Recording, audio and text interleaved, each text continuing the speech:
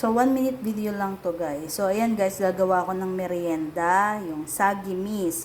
So, yan yung ating harina na nilagyan ng tubig. So, kailangan guys, ganito lang yung texture ng ating harina. Para dito natin itutubog yung ating saging. So, ito naman yung ating saging na ginayat. Yan, dapat kasi guys, isang buo talaga yan. Pero since na medyo matagal maluto, hinati ko na lang yung saging sa gitna. Ito naman yung ating saging guys. Yan. So, magluluto tayo guys ng merienda. So, ito na nga guys, luto na yung ating isinalang na saging dito sa kawali. So, baliktarin na natin siya guys. Hindi na ako guys nakapag video nung starting kasi ang bilis lang kasi ng 1 minute para mai-demo ko sa inyo itong ating.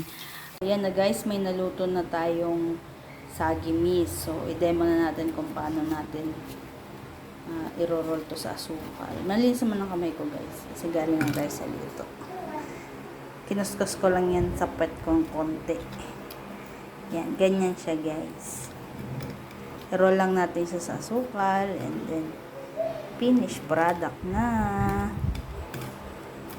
Sa mga gusto ng magbenta ng sagi miss, pwede nyo gawin yan sa inyong bahay. Pwede rin gawin pang merienda.